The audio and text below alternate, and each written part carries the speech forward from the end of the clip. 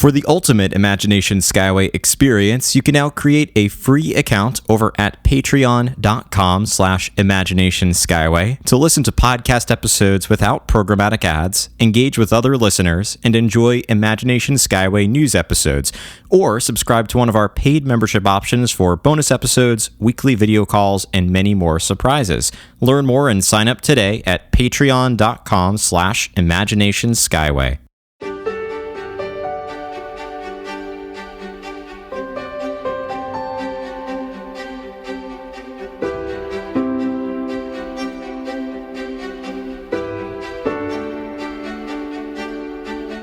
Welcome aboard Imagination Skyway, your grand podcast tour of the magic. I'm your host, Matthew Krull, and in today's episode, I have the great opportunity to chat with former Disney Imagineer Tom Mulally. Tom joined Walt Disney Imagineering in 1991 and spent his years at the company working in media and video production. His projects included the Twilight Zone Tower of Terror, the 1994 and 2007 refurbishments of Spaceship Earth, the opening of Disney's Animal Kingdom, especially Conservation Station and Rafiki's Planet Watch, the 2015 update to Star Tours, and the openings of Disneyland Paris, or at the time Euro Disney, and Shanghai Disneyland, and so much more. In this episode, we chat about Tom's career, his projects at Walt Disney Imagineering, including a story involving Michael Eisner and Joe Rohde you'll definitely want to hear, reflections from his years at the company, and advice for aspiring Imagineers. At the end of the show, we'll return to Imagination Central, where I'll share ways in which you can stay connected with Imagination Skyway, how you can discuss this topic with other members of our listener community, and how you can help support and inspire the future of this show. Please remain seated, keep your hands and arms inside the podcast at all times, and enjoy your grand circle tour aboard Imagination Skyway.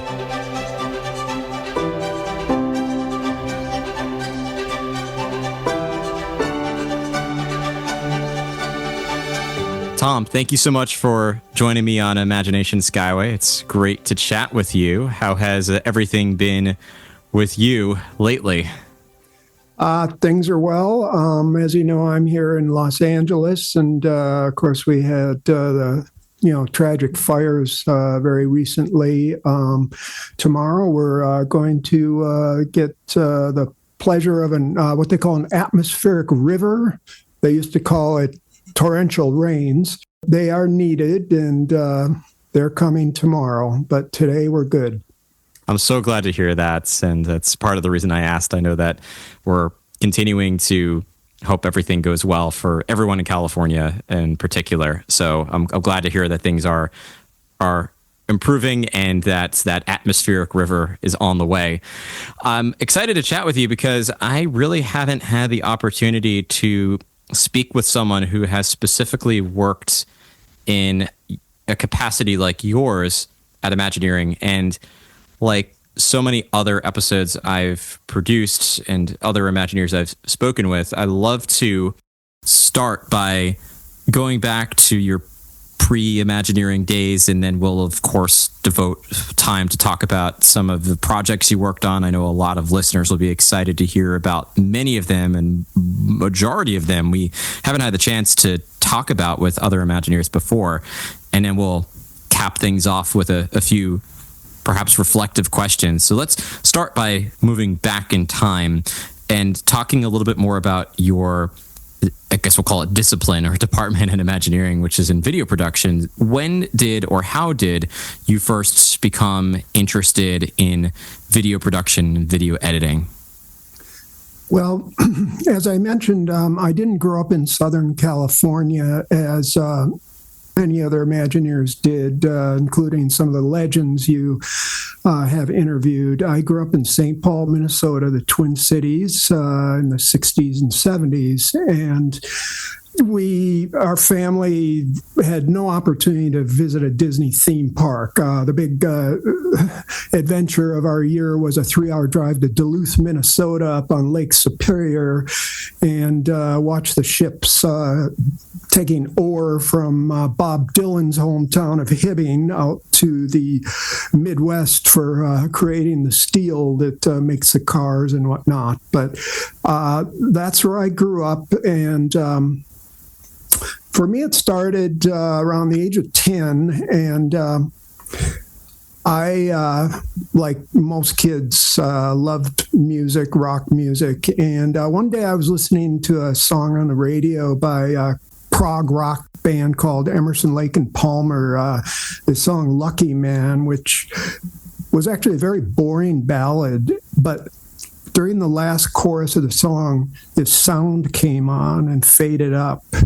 And it was Keith Emerson playing the Moog synthesizer, and I had never heard anything like this. I encourage anyone to pull up that song and listen to it. That was really the first use of a synthesizer in rock music as a lead instrument. Keith was a pioneer in that. Anyway, I listened to that and I said, God, I got to know what that is. I got to know what that is. I have to learn to do that.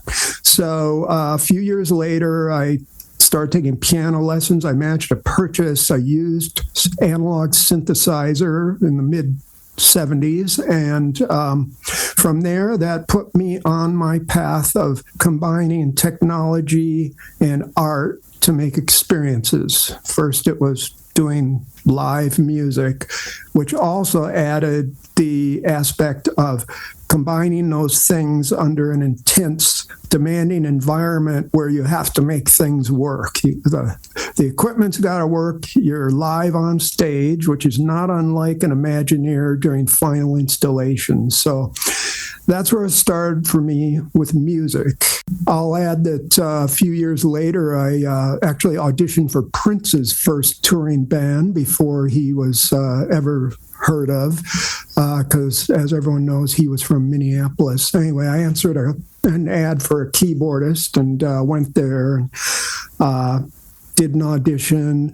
I didn't get the gig because I wasn't a better keyboardist got the gig.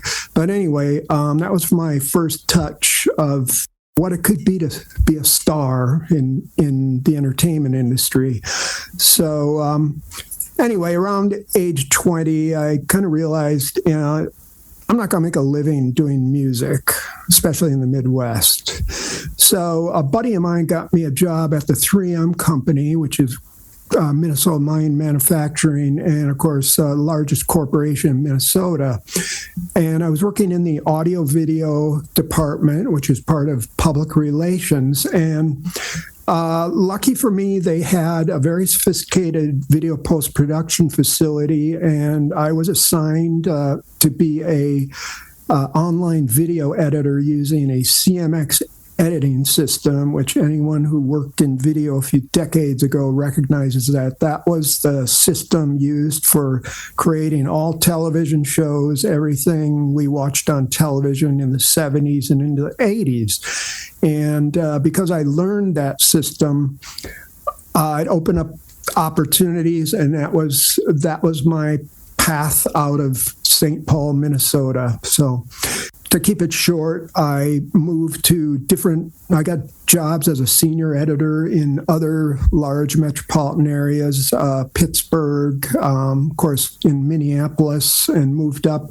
Got hired by a company in Denmark, Copenhagen, Denmark, a high-end facility there where I was in charge of the facility doing international commercials, and actually, I was doing some work for the State Department, which I couldn't talk to about till recently. But I then got hired by a company in Madrid, owned by Rupert Murdoch, Molinaire Visions, at their facility. That was another step up in my career.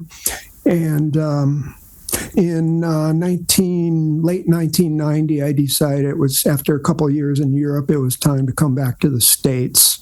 So I came back here. I didn't have work. And my dream was to work in Los Angeles, and I assumed it would be in the film and television industry.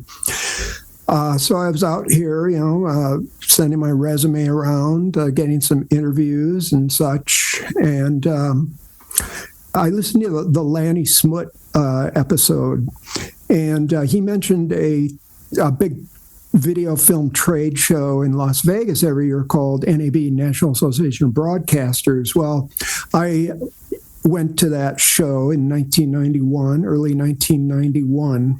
I read in the daily newspaper for the trade show, I'm sure the ad said Disney Engineering is looking for such and such engineers and whatnot, come to this reception room at whatever hotel. So I thought I'll just go there and check it out. And I go there, it's a nice reception, great buffet and beverages, and I'm standing around. Nobody's really paying attention to me. I'm kind of an introvert, so I'm not so good at going up and schmoozing the folks. But nevertheless, a group of a few folks came up to me and started to chat, and they said, we have a department, and what we're really looking for is a video editor. And I said, I know how to do that. I've been doing that full time for 5 years. They sat us down at a large round table with three or four other folks who were also video editors that they'd met at that reception there, and just started a round table question answer. And I realized this is what they used to call sort of a stress interview. Yeah. You're on the spot. And I looked around that table, and the Imagineers that were there ended up being my colleagues in the department I worked at. Kevin Hyland, the engineer, Ken Horry, a longtime friend of mine at WDI, Glenn Barker, and Rich Barnes. Anyway, so I told them what I've been doing, and it went well. An interesting thing, so the other folks at the table, they would talk and tell their story and then realize they weren't the right fit and just kind of get up and leave. And it was a sort of like a game show where I think I was the last person standing or sitting there. The weakest link or something. The weakest link, yeah, exactly. So fast forward a few months later, and I'm in the HR department negotiating salary. This was June 1991 that I got hired, and a lot of that, again, was due to my longtime friend Ken Horry. I can't thank enough. And I was brought on the head end of what was called the Disney Decade. Very exciting, the 90s, with Michael Eisner really providing resources for the theme parks and for us. So I started out, my title was video designer in the video design department, and initially my work was mostly video editing.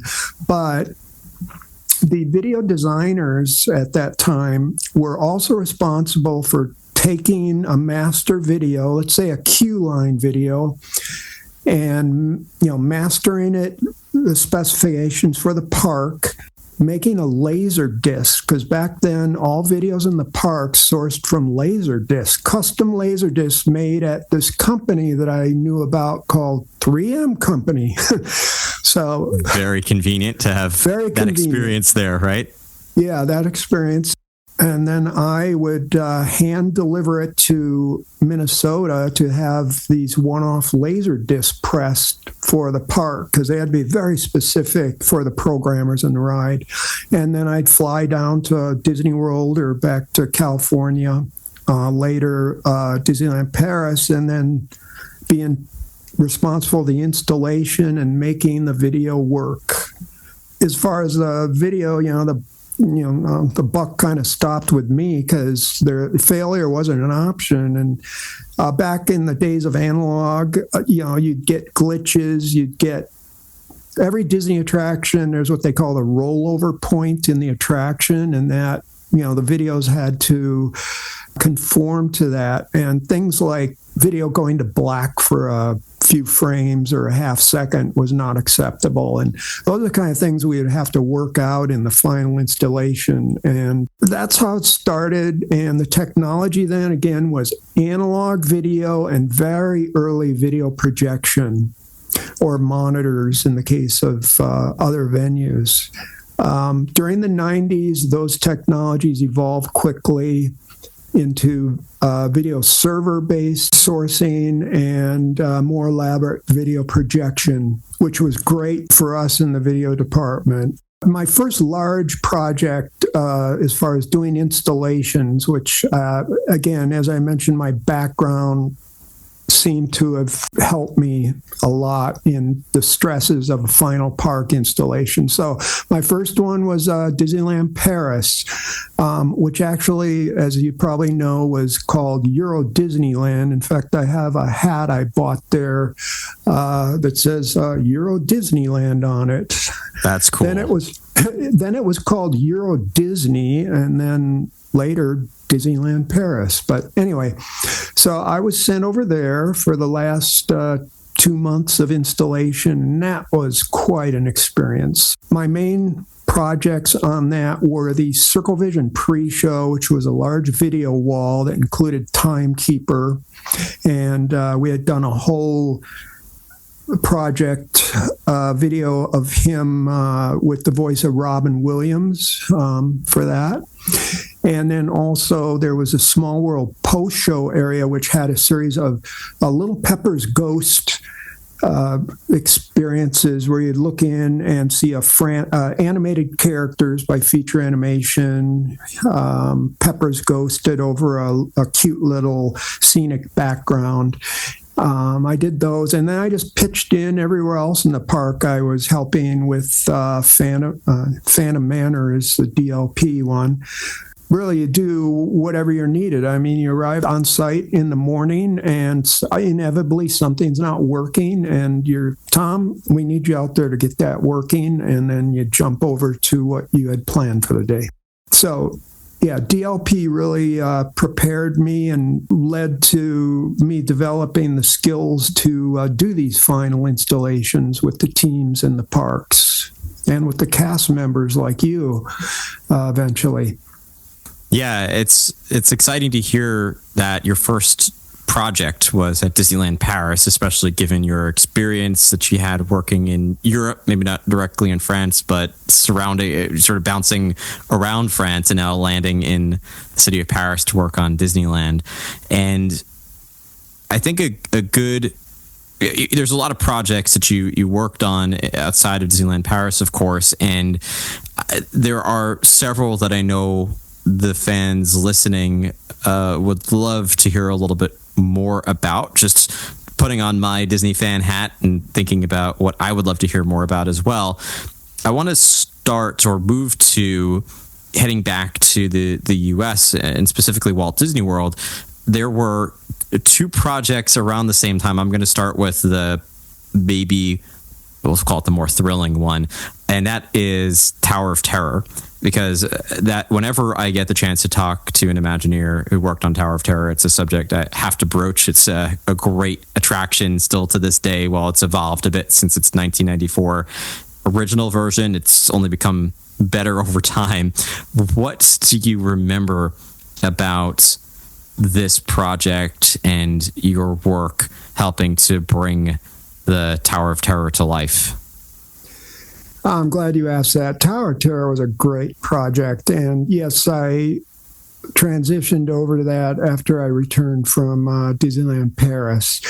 And Tower of Terror pushed the envelope again with video in the projection, in the experiences that went on in there, especially the original one in Florida. One of the things was the ghost guest scene in the hallway. I forget which scene that was, but that was a full-size Pepper's Ghost projection. And the guests who were projected on there. That was directed by a director named Joe Dante. Back then, he was known for his thrillers. I think he did Gremlins and a few others. But anyway, Joe worked on that with us. I remember doing I guess it's a Q line or, whatever, the video where Rod Serling introduces you to what's going to happen or what happened and is going to happen. And Michael Sprout, who was the show writer, maybe the lead show creative on that project, he watched every episode of Twilight Zone to try to find the right clip of Rod Serling doing intro that we could then do a swish pan into our imagery that worked as the introduction to this attraction. And he and I edited together that piece. Very effective. Also, there were almost, we could call them Easter eggs in there. One of them I think you knew about was there was an image. This was before early in the days of guest image capture, but during what was called the fifth dimension part of the ride. And in Florida, the ride vehicle, the, I guess, Otis elevator enclosure, actually traveled on electronic track through this fifth dimension area, and you would see a image capture of you on this large eyeball that was looking at you as you traveled through. And there were other effects, really pretty cool effects going on in that scene. And then you'd go, I guess, up to the ghost guest scene from there, and then up to the drop. One thing I remember, I want to mention Lane Akiyama was a show producer for Tower Terror, and she was fantastic.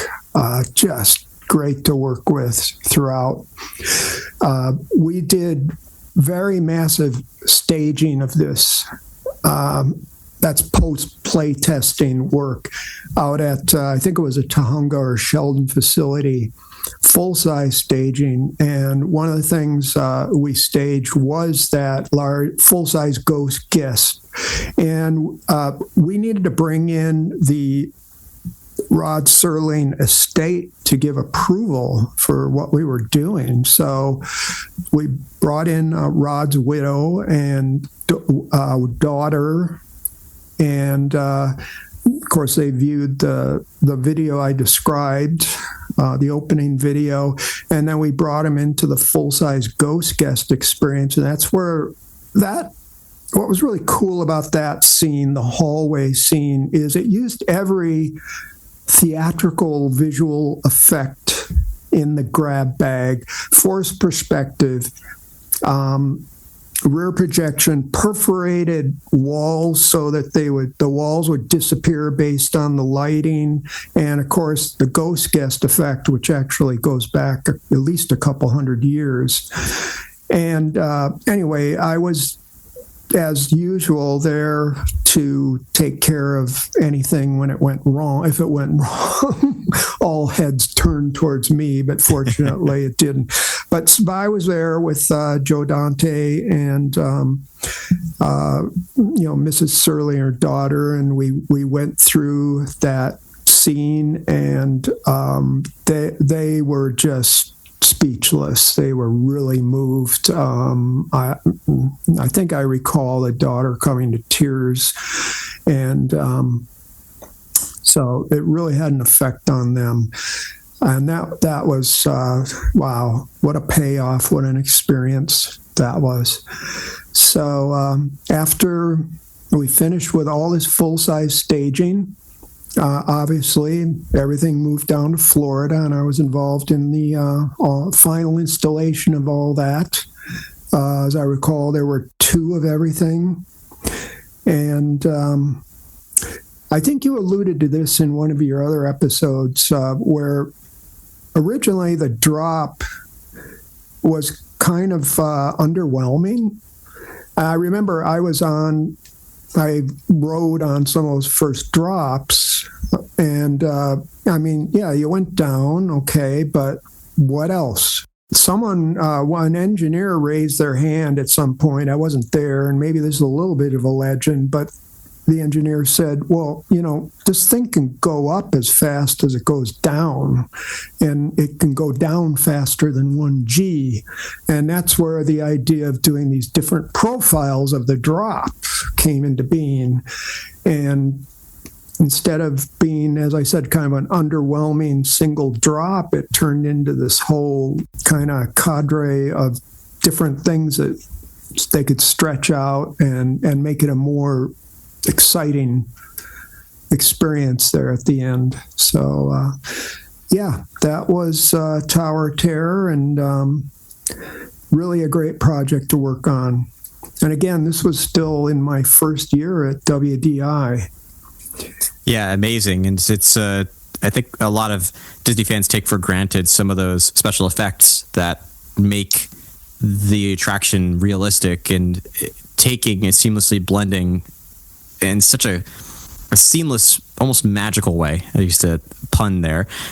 Make that Rod Serling footage fit into the attraction as if it was. I think a lot of people assume that it was an actual Twilight Zone episode, and it in a way it was, but only that small little snippet, and then it cuts to the voiceover where the narrator's talking about, portraying Rod Serling is talking about the attraction, but it takes that video editing to make it seem so realistic, as if you really are. If you're not a Twilight Zone fan, you could assume that this might actually be a real episode that you are now living out, as if it's a Fantasyland dark ride. You're reliving the story of that movie. Now, on a same exact year, so you're talking about all these projects that you're working on in your first year of Imagineering, one that is maybe not as monumental as the development of a new original attraction, but still very important, is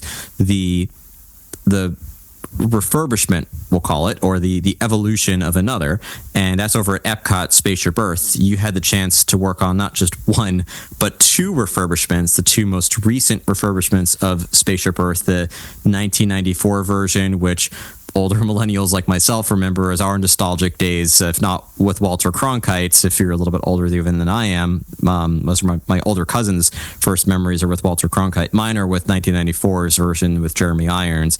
And then now I think there are few fans who don't love the 2007 iteration with Judi Dench.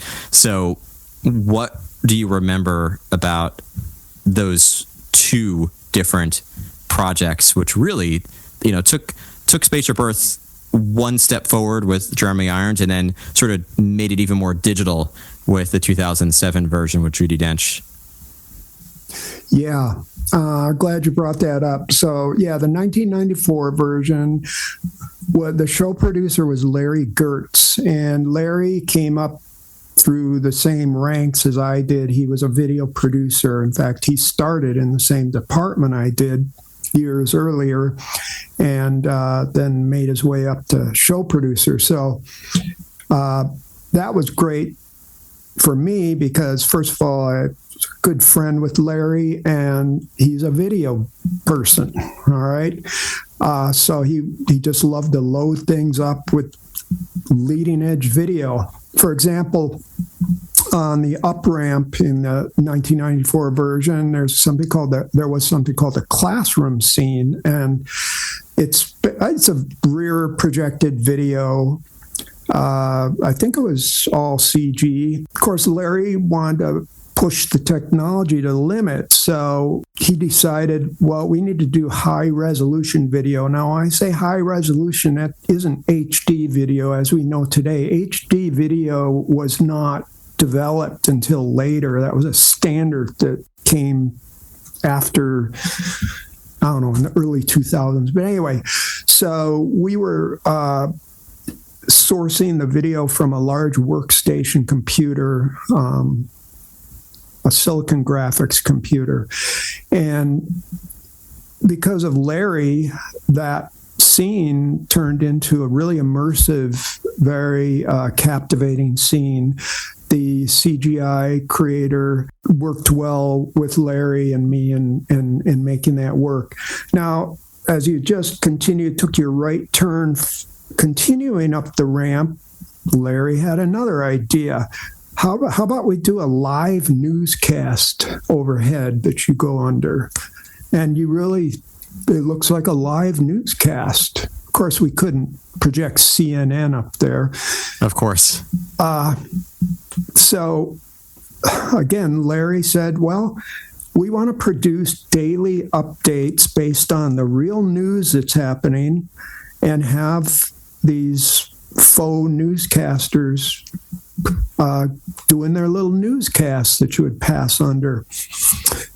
This was all, pre-World Wide Web, but with the help of Scientific Systems, a group in Florida, we were able to develop, I don't know if it was via Ethernet, but a system whereby in Glendale, we could edit videos every day and update that thing. They would have to manually load it onto the server so that guests saw the latest news that happened in the last 24 hours. Now, due to, I guess, budgetary reasons, it maybe got cut to the last several days or so, but that was another thing. Again, video and new technology. And that was AT&T, right? Yes, that was AT&T. And then it moved to Siemens for the 2007 refurbishment. Yeah. Oh, yeah, there were special effects things, too, I have to add. There was, I think they called it the speed tunnel, that was these cool lighting effects. I love that one. That Imaging and Effects group developed. Imaging Effects were also the projection folks that I worked with, so they were a great group that I partnered with. Yeah, and then there were some smaller videos as you went through history earlier on, and that area of telling the story of communication, Gutenberg, and all that. So, that's the 1994 version. I don't know if you remember anything else that I missed about that one. No, I don't think so. The 2007 one also is a little sharper in my memory, and this one I know involves a lot more video than the 1994 version, especially with the installation of the video monitors in the vehicles, as well as the post-show now has more. There's more, the fact that it takes your picture and puts it onto an animation that's customized based on your answers. That's obviously a far step forward compared to where the 1994 version was in terms of technology. Exactly. So I left WDI in 2000 to go out and consult, and that worked out very well for several years for me. But of course, my main client ended up being WDI, especially at the beginning. They really needed me for various things. Anyway, for 2007, again, my long friend Ken Horry, who had now, I think he was heading up the video design department or whatever it was called at that time. He gave me a call and told me about what they were doing with Spaceship Earth. So what they were doing with Spaceship Earth is those were touchscreen interactives on board the vehicles. By that time, we kind of had it down as far as doing that technology. I think there was also I think there was a guest image grab of you while you're on the vehicle. There were new projected videos along the path again. I think the caveman scene was augmented by video projections. And then the exit area was a multimedia extravaganza. And again, that's Henry Pan, another consultant, great artist, programmer, web developer. He and I worked together in doing the interactives in the guest area. And what happened is when you would exit the ride, you'd go out into the, Seaman's guest area, and first thing you would see is this really cool globe projection, which, again, Imaging and Effects had developed fisheye lenses on a projector that could make a realistic globe. But it wasn't just a projected, Google Earth-looking globe. Of course, it was an interactive thing. I'll get to that in a moment. So there were a series of maybe a dozen kiosks you would go up to and, I guess, answer questions or something. And again, that was Henry Pan doing all this. We used to call it authoring back then, before the heyday of online web development began. But so Henry authored this in such a way that it would, again, do a frame grab of your face, put it into this whimsical animated video, but also project it up into the soffit area. That image I showed you before we went online here was all of these. So you'd see your whimsical video up there, but then you'd also look over at the globe, and somehow or another your face was located in your hometown on the globe up there. That's right. Again, yeah, that was cool. Yeah, a very exciting project for sure.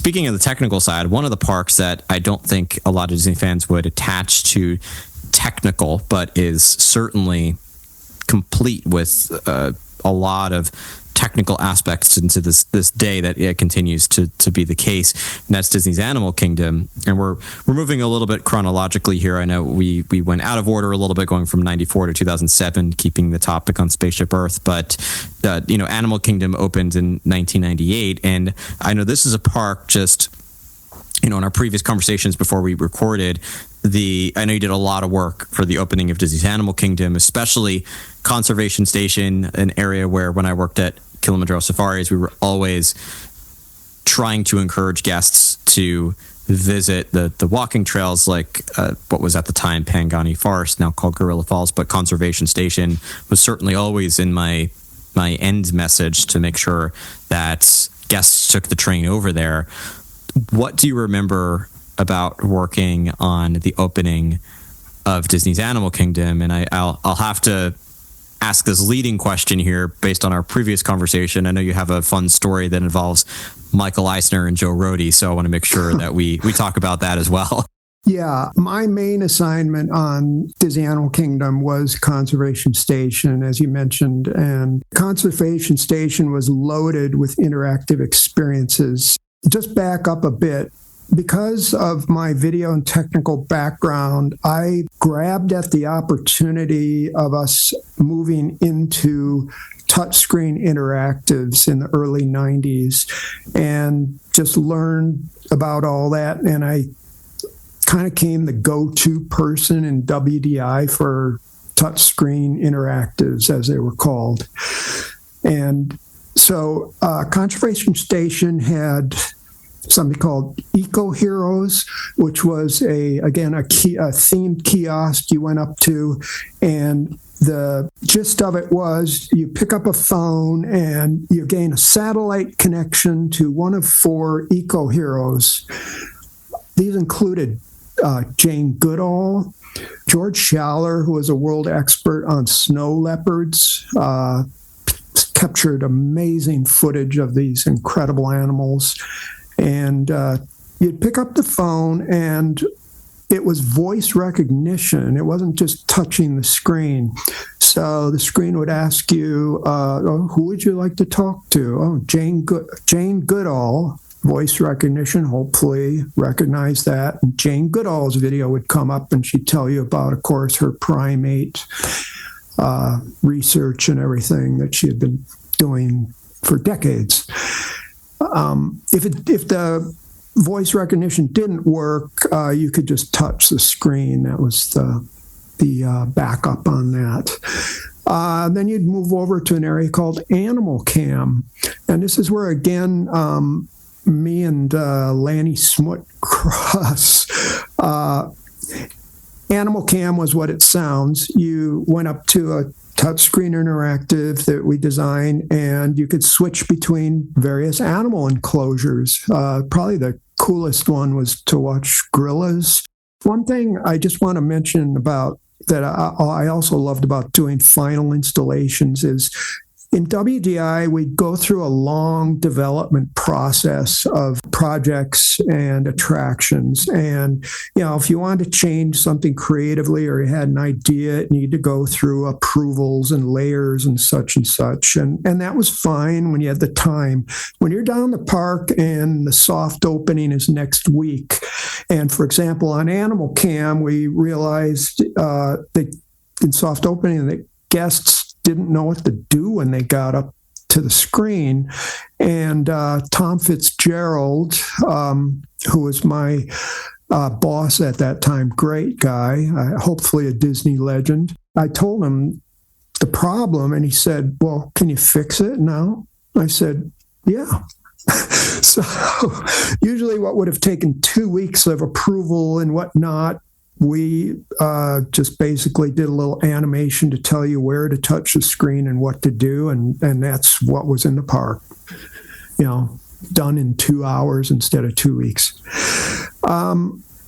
There was these booths of binaural audio, which Joe Harrington, one of the media audio designers, was in charge of, and that was a cool experience. We sat down a booth and got that amazing binaural experience in a forest and other environments. And then there was Rafiki's Planet Watch. That was a high-resolution oval screen, large one, I think maybe 8 feet wide. Again, this was way pre-high definition, so we had video streaming off of big workstation computers. All the software had to be handwritten for that, custom written.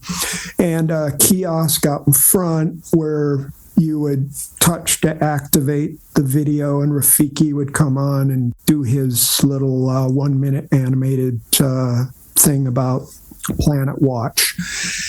Now I'm going to jump to the final executive walkthroughs that happen with every park. And again, I was at final installation of all the parks, so I would be there when, in this case, Michael Eisner and his entourage came through the park.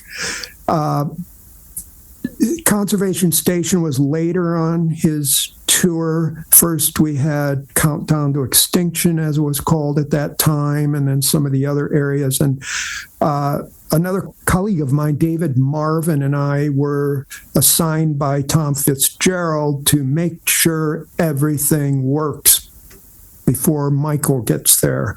So we were literally running as fast as we could, middle of summer, of course, just to stay in front of Michael Eisner, because inevitably what would happen is if I wasn't there right before Michael arrived, something wouldn't be working right.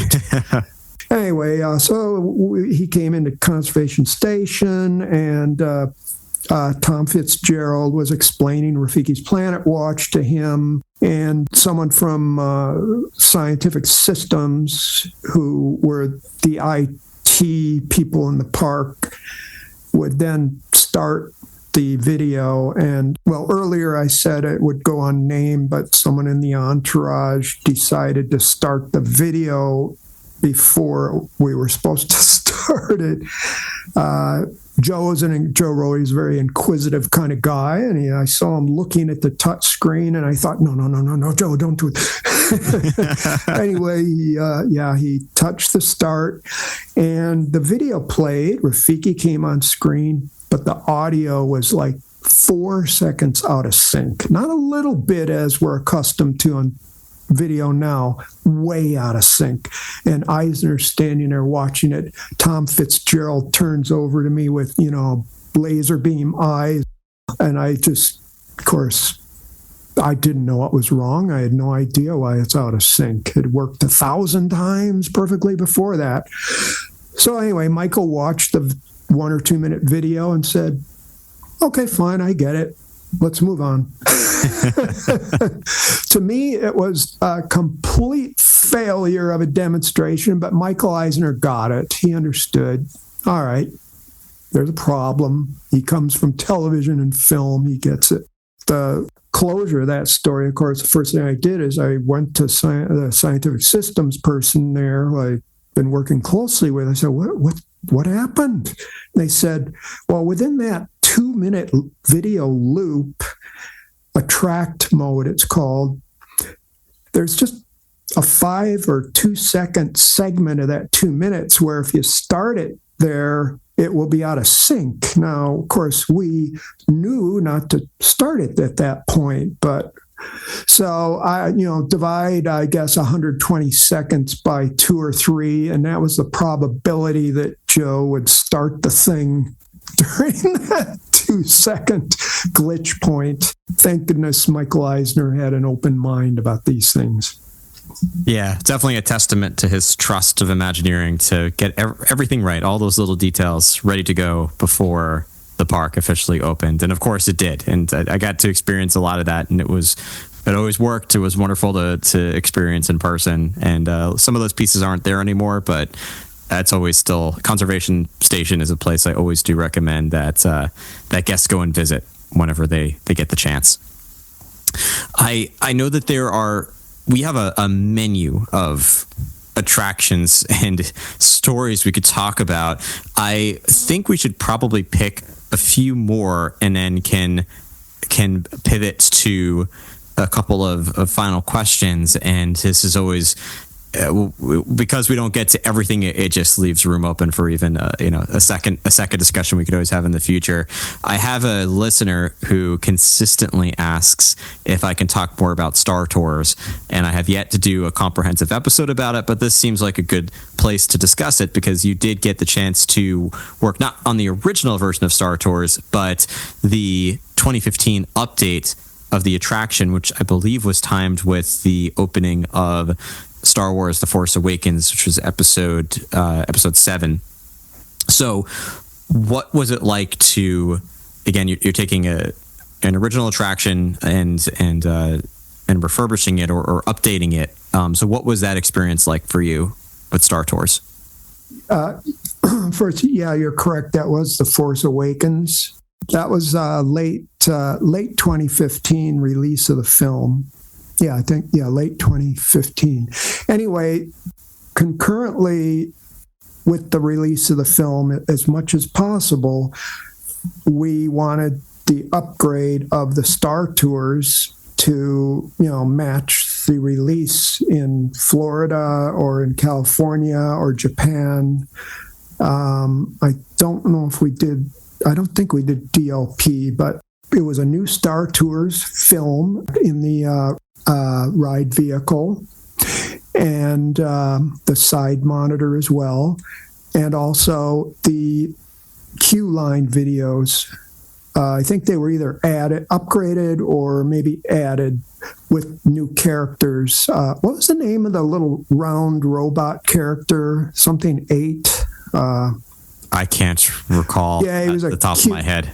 A cute white robot, like two spheres that magically moved around, and anyway, he was a new character in that film.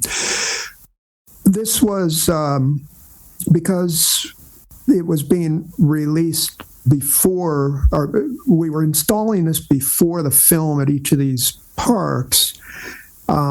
I had to be entrusted with the content with these new characters that the public had not yet seen. And they did a background check on me because I was hand delivering or hand carrying the high res, theater quality content to each of these venues for the installations. And apparently I did pass that background check. And then, of course, we all got a seminar on, protecting our laptops and these obvious things. Don't leave your laptop on the front seat and whatnot. But there was a lot of concern that we didn't lose hold of that content before the film was released. So I think we started with Japan, did that install.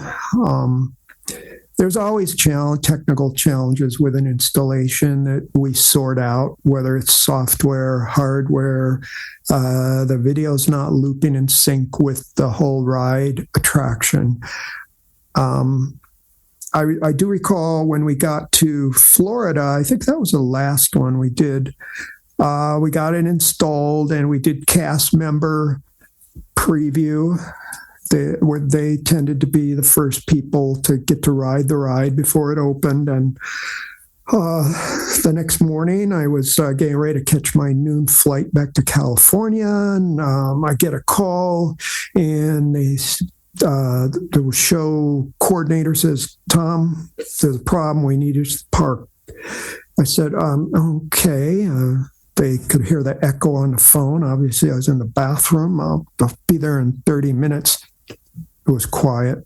"No, we need you right now." Like right now. I was in a hotel off property, and I quickly got there. Anyway, there was as I recall, there was a one-frame black glitch during the ride in one of the ride vehicles. Just something that happened with the programming, and we got it solved, luckily, happily, and went on our ways. But that was called Project Matrix, and we went on and conformed Star Tours to match the Force Awakens. It's very nice.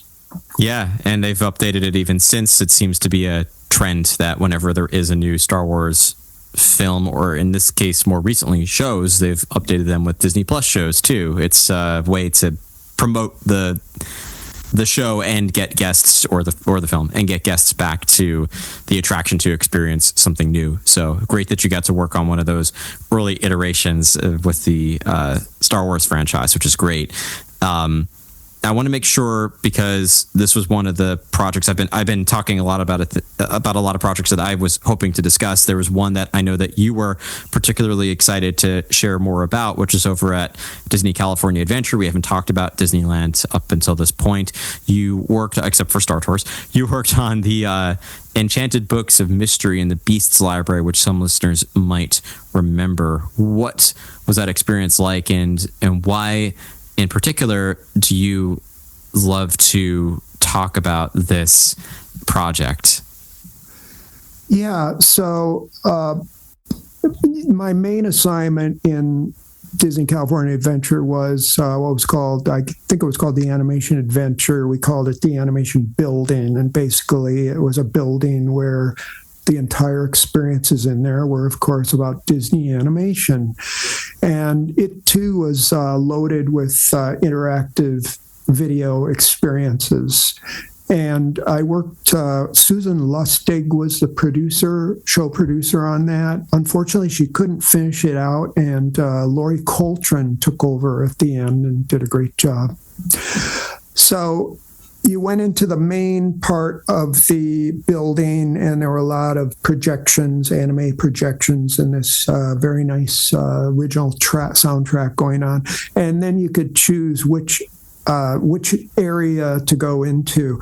One of them was called the Sorcerer's Workshop, which I looked online, and they're still using that name, although I don't know if these attractions still exist there. But anyway, you'd go to the Sorcerer's Workshop, and you'd enter the Beasts Library, which was a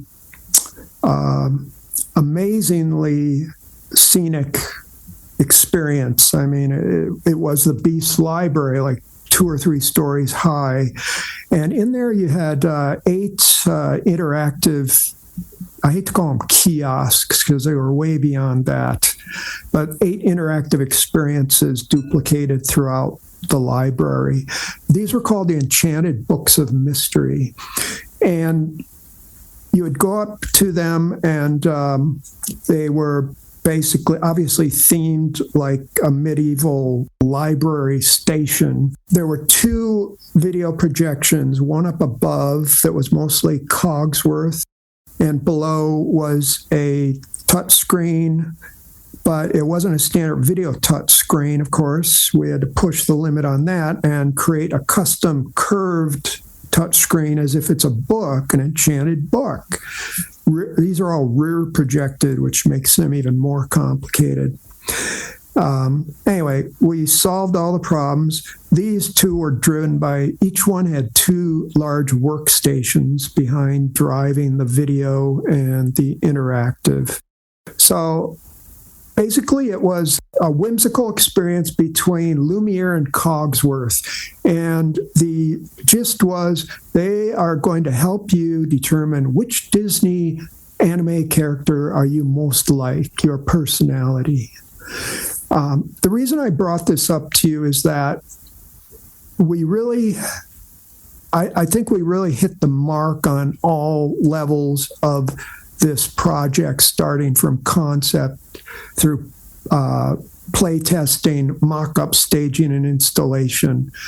For example, at that time, Joe Garlington and Larry Gertz, who I mentioned earlier, were working on Disney Quest, and that's a location-based entertainment venue you may have covered. And I told them about these enchanted books and what we were trying to do with this whole thing, this experience. And they recommended we talk with this Professor Randy Pouch from Carnegie Mellon in Pittsburgh. Randy, it's spelled Pauschsch, and there's a YouTube video of him doing a TED Talk years ago and talking about his experience with doing stuff for Imagineering and his great love of Imagineering and all this.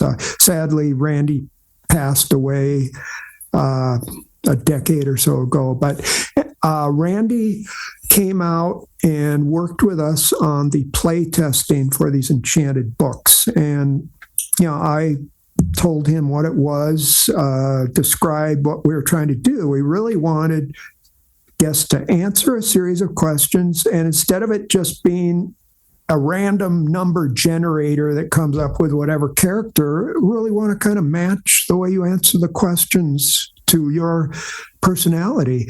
So we bust in Paula Catania, bust in groups of kids from a local school to do the play testing, and Randy and I were there kind of backstage tallying the answers, and Randy, being a professor, did a full analysis and a report on how best to do this. We had a matrix of the Disney characters that feature animation was going to create for us, and Randy helped us do the logic, and it was based on a well-known personality test, although we didn't steal it. Let's just say it inspired us. And, because of that, successful play testing, and then the staging with the technology, and then the installation. First of all, it had a lot of challenges. Again, I'll just say pushing the envelope, especially with the video and the interactive technology. But it worked out beautifully. It was very popular. And years later, I would ask people who had visited DCA, I'd say, so did you go to do you remember the animation building or experience? They'd say, oh yeah. I'd say, so which character were you? And they'd always remember which character they were most like. And, some people were Jafar, others were Simba, others were Cogsworth. But guests just loved it, and it was a hit. And I just wanted to describe that because that was a case of the whole team pulling together and making things work and bringing in outside experts as well. Yeah, definitely. I appreciate that. I think that I talk a lot on this show about, and in social media, about it often being some of those, we're going to call them simpler because they're not technically simpler, but from a guest perspective, the quieter, the slower attractions and experiences that often make for the best moments at the parks. It's not just boarding the most complicated, intricate, technologically challenging attraction out there, but it could be as simple as just visiting one of those, so not kiosks, but experiences, and just figuring out which character you're like, and then getting to share that moment with your family and compare who's who. So it's really relevant to me. I think that those are the things that make Disney extra special. It's not just the big ticket, the big e-tickets, but the little moments in between those e-tickets that make the parks even more special. Well said. Yeah, very well said. Thank you. It's taken me a while to formulate how to say that. It's always something I've always felt, but it's something I had to, as I try to explain it to people. How do I explain what I'm trying to say about the parks? And that's often it. So thank you. There's a lot of attractions and experiences we haven't spoken about today, and it would obviously be extremely comprehensive episode. This just leaves room for more discussions with you, but we didn't talk about Toontown or your work on the Haunted Mansion or Shanghai Disney Resort, and there's a long list. But before moving on to any final questions, is there a particular, if we were to pick one more particular attraction that you'd want to talk about or project you'd want to talk about in this episode, is there one that you're gravitating towards or one that you think would make for an interesting story for listeners to enjoy? Yes. The last final theme park installation I worked on, I forget if we mentioned this early on in the conversation, but as I said, I left Disney in 2000 and consulted, and then they called me in, I think, 2012 with the primary intent to work on Shanghai Disneyland. They called me back in, and I was hired back as an Imagineer, full-time Imagineer. And so I was involved with primarily Pirates of the Caribbean in Shanghai. And as your listeners perhaps already know, it's not the yo ho one that we all love, because in China they have no experience with any of the other Disney parks, at least domestically. So it was based on the films, Johnny Depp. My main parts of it, of course, were video projection, but we're fast forwarding to 2013, 2014, 15, and now we're into the world of projection mapping and what we call stitched together video projection, where you can take 12, 24 video projectors digitally, through digital technology, make it into one IMAX, OmniMax type of screen. And we did that in a couple scenes in Shanghai Pirates. There were just some amazing videos in there. Johnny Depp was filmed doing some sword fighting. There was a Johnny Depp AA figure, full size, and other projected visual effects. But I also pitched in, again, when you're in final installation, you pitch in as needed, when needed, wherever. And on the Soarin', I guess it was Soarin' Over the World, because I knew how to use desktop applications like Adobe After Effects and Premiere and all that. They needed someone to do the queue line building for Soarin', because they needed a full, huge building for that hugely successful attraction. Yeah, I'm glad you brought up Shanghai. And I know that it's sort of like rounding out our conversation here. I was not necessarily planning to ask you this question because I've been steering away from it a little more recently, but it's been a long time that I've asked this question, so I might as well present it to you, because I know that you mentioned you did listen to the episode that was a compilation of me asking different Imagineers for advice about getting into Imagineering. And I'm not going to ask such a direct question, but instead, presents this question of thinking about someone who's listening who might be in your shoes early in your career, working at a 3M or a similar company, doing video editing work or video production work, or someone who's listening who's in school or dreams of getting into video production. What advice would you offer that person to succeed in their career, whether it be at Disney, at Imagineering, or in a completely separate company? Yeah, well, as always, that's a great question, and always easy to answer in 10 seconds, right? It's I never get the quick, never expect quick answers with these, because I know you can go so many different directions with such a broad question like that. Well, mine again was a little bit unique compared to the ones I listened to, who again grew up in SoCal or Florida and experienced Disney theme parks as a kid. I visited Disneyland age 23, I think, and I was out there doing work for 3M. But quickly on that one, Star Tours wasn't there yet. The park was still kind of uncool pre-Eisner days, but I saw the it was formerly Circle of Progress. Now it was the Bear Band experience. But anyway, it was all these animatronic figures with audio tracks coming from each one of them. And I just watched that.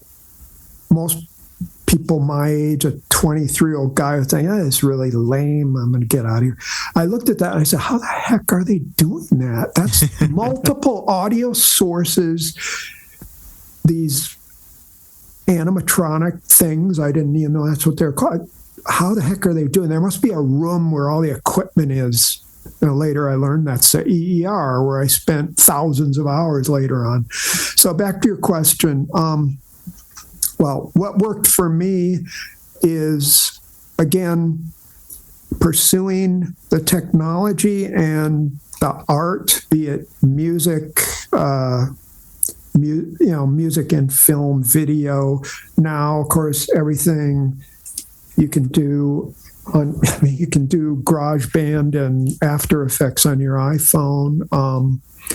In the early 90s, I was one of the first people to use a program called COSA After Effects, which turned into Adobe After Effects, which is now one of the main compositing tools. But I guess it wasn't until I ported my technical and creative stuff over and developed a career, which happened to be in video post-production, that I was ready to go when that stroke of luck happened, that my path crossed with WDI at this trade show. So one thing I'll say is get lucky and take advantage of a lucky thing when it happens.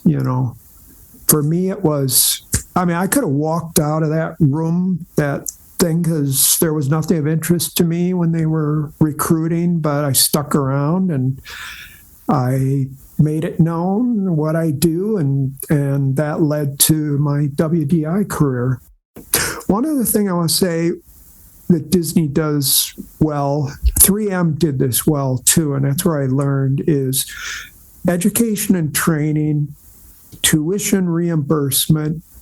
My father, when I was working at 3M, told me, "Tom, take advantage of company benefits, all right? Because they're offering them to you. They're for the benefit of the company as well as you." So at WDI, they had, like I said, tuition reimbursement, which helped me get my undergraduate degree at Pepperdine.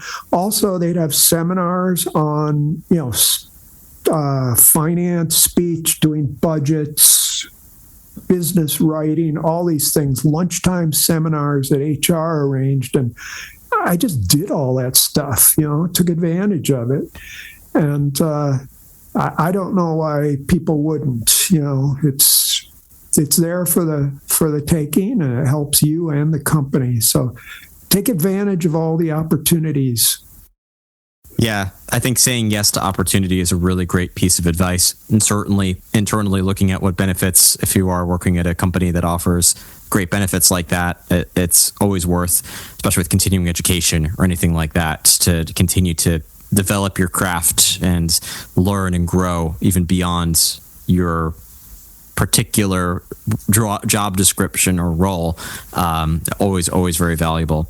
Tom, like I said, we could easily chat more about all these different projects, and this is certainly not meant to be, as always, a completely comprehensive conversation, but highlights of a career. It's great hearing about the projects you've worked on, and thanks for sharing your stories, and thank you so much for taking the time to chat with me and with the listeners today. Well, Matt, I listened to your episodes back to 2019, and you've really developed a skill at podcasting. You are really good at this. Yeah.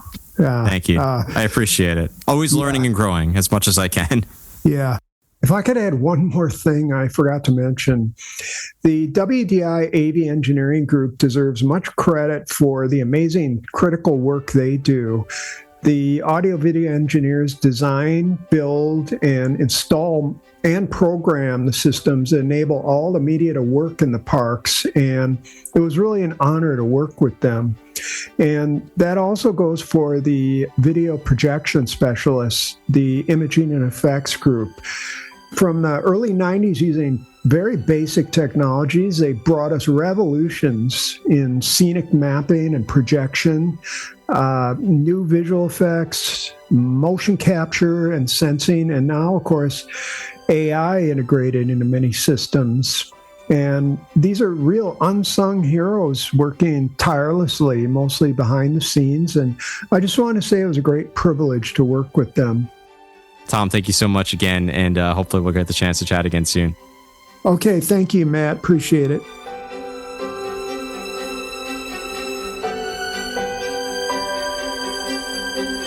Welcome back to Imagination Central. I want to offer a very special thanks to Tom for joining me on today's episode, and I sincerely hope you listening enjoyed our conversation. If you haven't done so already, be sure to create a free Imagination Skyway account over at patreon.com/Imagination Skyway.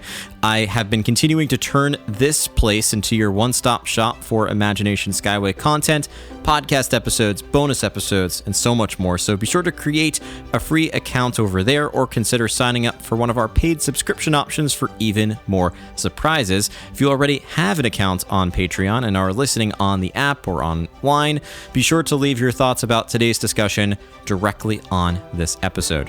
Remember, you can also engage with the show on social media by searching for Imagination Skyway on your favorite app, or heading to imaginationskyway.com for a list of all social media apps that are available. And if you're ready to book your next Disney vacation, or if you have questions as you prepare for your next Disney trip, be sure to contact our travel partners and sponsors at KMV Travel, a boutique travel agency helping families to plan personalized vacations and create unforgettable memories on land, at sea. They will help you to create an incredible vacation, perhaps save you a little bit of money, and I wholeheartedly believe that it is a group of individual travel advisors who can really help to make your next Disney vacation even better. You can learn more and get started today at kmvtravel.com/Skyway, or find KMV Travel on social media and let them know Imagination Skyway sent you. As you disembark, please remember to remain fully seated until the podcast comes to a complete stop. Then gather your belongings and watch your head and step as you exit. Thank you so much for riding aboard Imagination Skyway, and remember, if we can dream it, we can do it.